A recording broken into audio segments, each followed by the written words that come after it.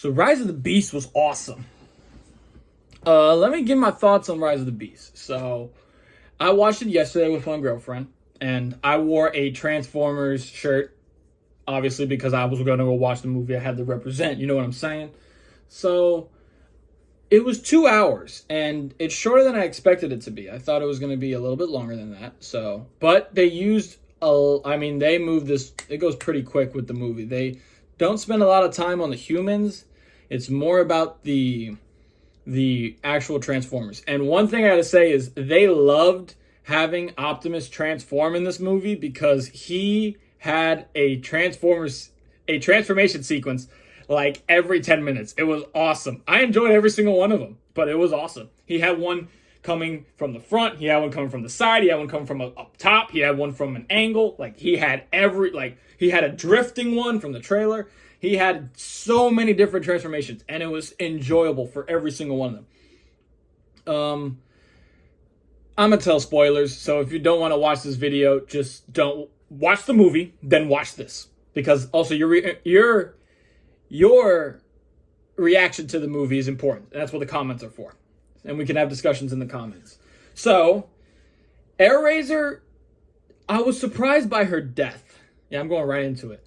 I'm surprised that Airazor died, but her death was very sad. I actually think it was a good death. Like, they wrote it pretty good. It was the way that Primal's face, because Primal was the one that had to kill her, because, like, she was being transformed to a Terracon, which I thought was interesting. I wish they went into more detail.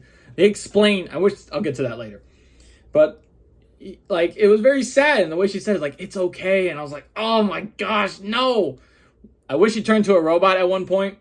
The Maximals themselves are in the robot modes for pretty much 2 minutes. And in those 2 minutes, you get to see about 5 seconds of actually them.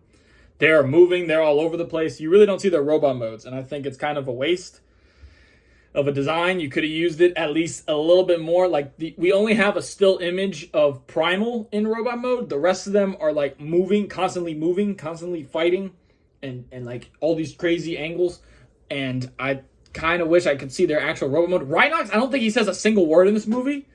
I think he's just in the background to punch stuff, and that's it. Like, but Airazor never turned to a robot. I wish we had that. It would have been very cool to see that, because like, yeah, I get they kept talking in their beast modes, but it would also be cool. They have a robot mode. Like, it should also be used.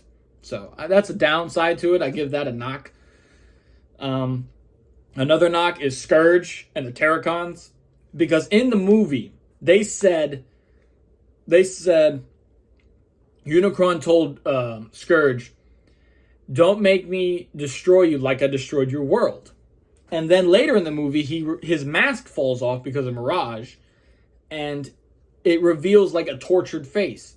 So I wish they went into more detail on his backstory, because they killed him off. Prime killed him amazingly. That was epic. That was like, give me your face.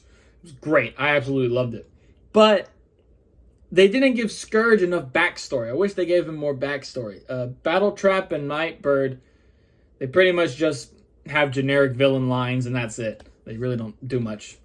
And then I think, but he had an interesting situation. I wish they went into more detail on it. Like, they could have extended the movie to 2.5 and explained that.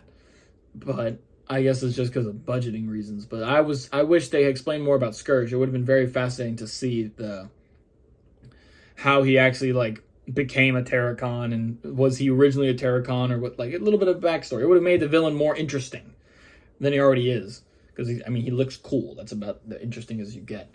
But Bumblebee, his death was, I guess, if I could explain the death, it's to make Scourge look good because he killed somebody. Right? It makes him look good. It makes his end death a little bit more memorable because of what Prime does. He takes his Bumblebee's insignia back, and I think that's a good return line. Scourge and Optimus have a good rivalry in this movie. I think that's actually quite well. That's a good rivalry built up through the movie. They have a few fights. Prime gets his butt kicked in the first one. Scourge gets his butt kicked in the second one. It's cut off. And then the third one, then they have their actual fight, and then Prime wins. He had this one good line. It's like, Scourge said, I will kill you on this pile of dust. And then Prime says, it's the perfect place to bury you. I was like, oh, that's a bar. That was a bar. Overall, I thought the movie was pretty good. The human characters, they serve a purpose. They don't do they pretty much are like a MacGuffin. And we'll get to MacGuffins later. More MacGuffins. We'll get to a MacGuffin. They pretty much just like, okay, they found the piece. They were able to, there's literally this giant Transformers section. And it's only made to fit human-sized creatures. And I'm like, it's a stupid design, but there you go, whatever. It makes the humans work with them. And yeah, they led to the thing, and it was kind of redundant because Scourge ended up destroying the one purpose they had in the movie, so then Prime had to do the thing. I guess the one aspect was the human, the Puerto Rican, the African American / Puerto Rican guy, Noah Diaz, who's from Brooklyn. I think that was great. I love that. As a Puerto Rican myself, I'm happy about it. It's funny. It's just funny to me. I liked his character because he was literally down to earth. Like, this is crazy. We need to save our world, not theirs. I'm more worried about this. What in the world is going on? He's pretty much that. He's like, if you were in a Transformer movie, you would react like that. Like, his best one was when I think it was Mirage, he transformed in front of him for the first time, and he said, nah, and he started backing away. Like, that is epitome of what I would do. I'd be like, nah. But yeah, and then he had his exosuit because of Mirage. I think that was great. One thing they didn't do is explain how Mirage went from that to his normal body at the end of the movie, because now he's like a junker. I guess they'll paint him up for the next one, but yeah, and his death scene, because yeah, he dies, technically. He gets blown up by Scourge several times, and then apparently he somehow comes back to life. Like, I don't know, he's taking a nap. But yeah, okay. Bumblebee gets revived because of a plot device. The machine that brings Unicron in revives Energon, and he was sitting on an Energon stone, which brought him back to life. And yeah, I thought it was cool. I guess they wanted to also show that they could do a movie without Bumblebee in it, because he was only in for the first scene, for the first fight, and then the last fight. He wasn't in the rest. He was pretty much the middle of the movie he wasn't in. Wheeljack, he served literally no purpose. He did nothing in the movie. I mean, he did absolutely nothing. He was a fighter. He pretty much talked about that he has an accent from Peru, and my best guess on why he looks like that is because his transformation is because he lived in Peru. So I guess they're trying to show that when a Transformer is in Peru, or wherever they're from, that they get the accent, and then their design changes as well. Another way to look at it, Stratosphere, he had a Scottish accent, so he must have been from Scotland. He must have flown in from Scotland or something like that. And yeah, Wheeljack didn't really do much in the movie. I hope he does more in the next movie. I think the design's all right. I mean, it's funny. He's kind of a cheeky character, but I wish that they did more with him in the movie. RC literally just served a purpose. She was a nice character. She had good input in the movie. She talked a lot. She did a good amount of talking in the movie. She was pretty much the big sister in the group. Pretty much especially to Mirage. I liked her character. I did like her character. She was nice. She was a nice character. Stratosphere was completely... he was literally a plot device. I mean, they had to get to Peru, and they needed an airplane. That's literally it. They were in New York. They had to get to Peru, so Stratosphere literally flew them there, and that's it. He did nothing else in the movie. He dropped off Bumblebee at the end, but I wish he fought. This guy was humongous. When they had one scene where he dropped off Bumblebee, he is like Devastator tall. I'm like, I wish he was in the movie. I wish he fought. Like, this guy was humongous. I get he was old, but he could have been like Jetfire from Revenge of the Fallen, just like having a great time, busting up robots, like maybe losing parts, but like it would have been great. He dropped off Bumblebee at the end, and that was, I guess, a purpose, but he pretty much didn't do much other than like fly. I felt kind of sad for that. I wish Stratosphere did more in the movie. He really didn't do anything. Optimus Primal. I thought he was great. He was much more of a stoic leader than... So pretty much Prime and Primal swapped roles. Because in the original cartoon, Primal's the kind of the more young leader, whereas in this case, they come from before the Optimus. Well, at least somehow make it make sense, but at least he, in terms of leading, he's done longer as a leader, and I think that, and he gave a lot of good advice to Prime, and he was kind of that stoic leader. I kind of like that. Cheetor, his voice was great. I thought he had a great voice actor. That voice was so smooth. It was perfect for Cheetor. But he didn't do much. He didn't talk. He just fought. He had a good spear. He helped Bumblebee out, and then Rhinox, I told you he did nothing. Who did I miss? Battletrap and Nightbird, they really didn't. They pretty much were just henchmen with names, like Bebop and Rocksteady without the charisma. Optimus Prime, he had a great character arc. I mean, a really great character arc where he didn't like humans, which I thought was an interesting aspect, and he had the character arc where he started liking the Earth. I guess that makes sense. He started liking Earth, and he started saying that this will be our new home. And I was like, okay, we haven't had a character arc for Prime since like G1 cartoons, so or Prime. At least in terms of movies, we have never had a arc for Prime. I could truly say that. We've never had an arc for Prime in the movies. Bumblebee, he didn't really have any arc. He pretty much just... Although he was funny, though. He had... The lines they used on the radio was, like, perfect. And they tied in the Bumblebee movie pretty well with one line only, where Optimus said he didn't like the humans, and then Bumblebee said a line, and then Prime was like, I know there was a human good to you. And I'm like, that literally tied in that was literally all they tied into Bumblebee, was that one line. And so I thought that was pretty good. Who did I miss out? Mirage. Oh, I was most worried about Mirage because I'm like, Mirage in the original cartoon was a cool dude, and now he's a comedian. And I was like, okay, how are they going to pull this off? They pulled it off pretty well. For the first 20 minutes of Mirage, I didn't see him as Mirage. I saw him as Pete Davidson. Later in the movie, I started actually seeing him as Mirage. Because I guess, the character itself, he kind of, molded himself into, this Mirage is cool, but more funny. Whereas the other Mirage is cool and just cool. So I think that was cool. They had the Formula One car, the F1 car, the Indy car. They had the Indy car as an homage, because he was able to transform into different, a Mirage, make him look like different things. And he turned into a Formula One car. And I was like, that's his original design. It was perfect. It was literally perfect for the movie.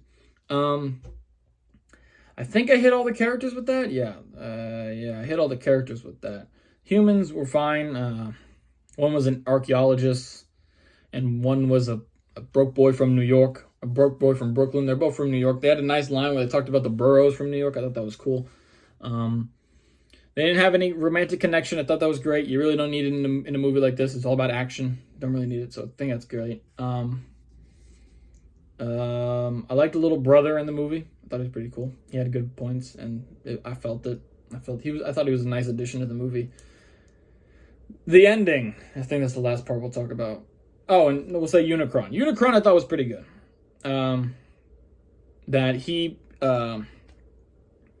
pretty much was just like the Thanos of the world, kind of like he doesn't do much in the movie. I mean, he eats a world, and then he's trying to eat Earth, and then he just vanishes.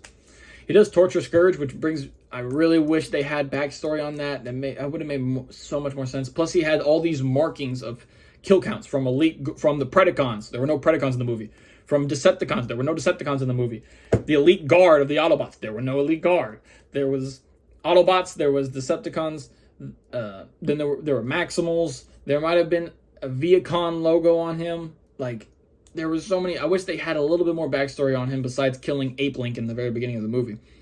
I think that was cool. They made a character just to show Scourge's power, and boy, did they show it, because he got whooped. Ape Link got whooped. And then that's when Optimus Prime became the leader, and they arrived to Earth 1500 BC. So, and then Optimus arrives in 86. So 1986. So that's a big gap. So the Maximals had a really good connection with the indigenous tribes. And I thought that was very cool because it showed the human side that they could work together. And then Optimus had his with yeah, with him struggling to figure out with humans. And then same thing with Noah Diaz, the human. He was wanting to destroy the key to bring Unicron in order to save his world, but also would lose the key to their world, which they didn't even talk about at the end of the movie. Optimus literally destroys it, and then they I guess he sends a message out to other Autobots. But yeah, that's pretty much all it is. I'm sad that they didn't have any tie-in to Rat Trap or Tigertron. I wish they did to the Maximals. They said they died, but they didn't really give anything. I wish there's a statue of the key at the which breaks to show half the key. I wish that they had, like, instead of Airazor shape, they had Rat Trap shape or Tigertron shape. That would have been very sweet to put them in the movie in a way. But yeah, there were no Predacons. That was kind of disappointing. Or Megatron, any Decepticon was none in the movie. So I'm like, where were they in this whole situation? They didn't touch them at all. Like, Soundwave, Starscream, all of them were in Bumblebee, and then they do nothing in the rest of the movie, like the next one. So, like, okay, whatever. The ending has G.I. Joe. So they reference that G.I. Joe, which, if that's the case, Snake Eyes, G.I. Joe Snake Eyes that I watched with Mixable David, that was, that apparently is part of this franchise. Like, this is the universe, so it's like a Hasbro universe, I guess. So Snake Eyes, then the Bumblebee, then the Rise of the Beast, and then whatever the next G.I. Joe movie is.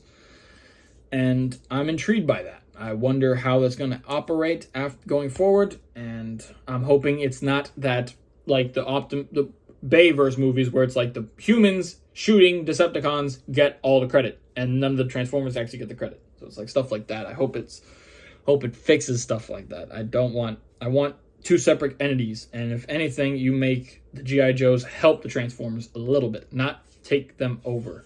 So overall, I give this movie an 8 out of 10, like an 8 out of 10. Stratosphere was a plot device. Rhinox, Cheetor were plot devices. Well, not even plot devices. They were cannon fodder. Nightbird and Battletrap were cannon fodder. Airazor never got to see her robot mode. Scourge's background was never touched on. G.I. Joe was kind of out of nowhere. That didn't really help with the story. And that's pretty much my take on it. And then it was, I think that they rushed some of the lines. They rushed some of the stories. It could have been a little bit better. So I say it's 8 out of 10 because story-wise, the characters were literally just useless. They were just there because their name existed. And then the story was too quick, I think. But I wish that if I was to rewrite it, I would have had the Decepticons at least mentioned in this movie. That's literally their main villain. They could have had that mentioned, at least. Scourge's background could have been covered. Rhinox and Cheetor and Airazor and Stratosphere could have at least had a more of an impact on the final fight. Airazor, I know, dies, but like her robot mode could have been used and stuff like that. I wish the robot modes for the Maximals were used more. I wish Stratosphere was actually in the fight. Stuff like that. It's all nitpicky. But I think this is probably the best Bayverse movie. I mean, not Bayverse. This isn't Bayverse, actually. This is completely a reboot. So the first 1 through 5, 2007 to last night, is all gone. It does not count. The Bumblebee and then Rise of the Beast are the new continuity, the new universe. I think that's smart. It fixes a lot of mistakes. I hope that they keep this continuing, because so far it's pretty good. As long as the next step is actually having Decepticons in the movie, then this will be really good. I want to have the ability to see them on the big screen. And yeah, I'm hoping to have a good amount of opportunity with that. And sorry for that jump cut. Somebody walked in, but I'm trying to get to the point that this is a good stepping stone for the next Transformers movie. It has a great story. It's giving Transformers actual arcs and not just being a standalone robot, and giving the robots more time than the humans. I think that's most important. So I give this movie an 8 out of 10. The best Transformers movie to date. We'll see where this goes from here. I hope it improves. I hope it gets better. And that's my thoughts. Let me know what you guys think in the comments. Please, I want to have a discussion with you guys about this. Whether you guys like the ending with the G.I. Joes, whether you like the Scourge, whether you like Optimus's character, whether you like Bumblebee's absence, whether you like Stratosphere's uselessness, or Rhinox's uselessness in this case, or the Terracons, the Autobots, the Maximals, the absence of Predacons or Decepticons. And yeah, so thank you guys for watching. Thank you guys for listening. This is pretty much like a podcast. And this is Matrix Motion signing off.